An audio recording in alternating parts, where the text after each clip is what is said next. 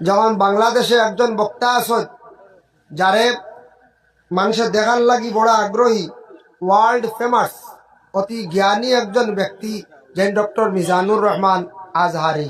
শুনছেন না আপনার? গতদিন একটা লাইভ দেখলাম, যশোর বাংলাদেশে একটা প্রোগ্রাম হয়েছে, কয়েক লক্ষ মানুষ।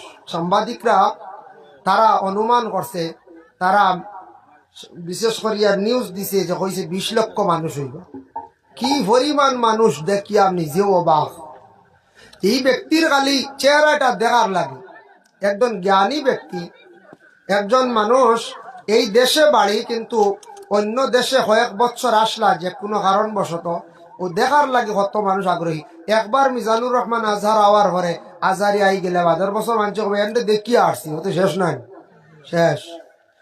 যখন প্রথম আমরা ভারতের জমিন মানে ভাও রাখছেন আবু সুফিয়ান আবিদি আল কাদিরি, কত মানুষ।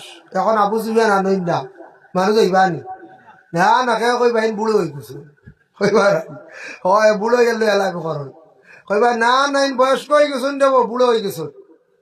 হ্যাঁ কইবা ইয়ার লেতাও শুনছি, তার বয়ান আগর মতো নাই, এখানে সারাই কই প্রায় মানুষে কইবা ও যাইতা নাই, কারণ দেখি আনলে মানুষের একটা বাপ কমি যায়।